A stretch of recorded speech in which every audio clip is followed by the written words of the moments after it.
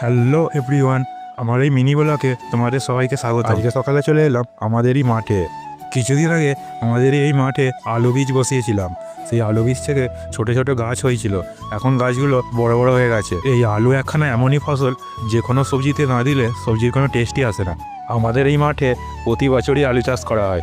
আমাদের বাড়িতে বেশ কিছু পেঁয়াজে কল হয়ে গেছিলো, সেই পেঁয়াজগুলোকে নিয়ে এসে আলু জমির সাইডে বসানো হয়েছে। কিছুদিন বাদে এই পেঁয়াজগুলো দিয়ে কালি বেরোবে। এখানে দেখো প্রত্যেকটা আলু জমির মাথায় কপি গাছ বসানো হয়েছে। কিছুদিন বাদে এই কপি গাছগুলো বড় হয়ে গিয়ে এতে কপি হবে। আমাদের পাশের জমিতে দেখো আলুর বুক কপানো হচ্ছে।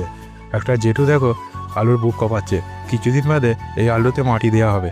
পাশের একটা জমিতে কিছুদিন আগে ট্র্যাক্টর দিয়ে চষা হয়েছিল, তো এখন দেখো জল দিয়ে এতে সর্ষে বোনা হয়েছে। কিছুদিন বাদে এতেও সর্ষে গাছ বেরিয়ে যাবে। আমার এই ভিডিওগুলো যদি তোমাদের ভালো লেগে থাকে তাহলে লাইক কমেন্ট শেয়ার করে পাশে থেকো। আমাদের পাশের জমিগুলোতে দেখো বিভিন্ন রকমের সবজি আর আলু চাষ করা হয়েছে। চারিদিকটাতে পুরো সবুজ হয়ে আছে, দেখতে কিন্তু খুব সুন্দর লাগছে।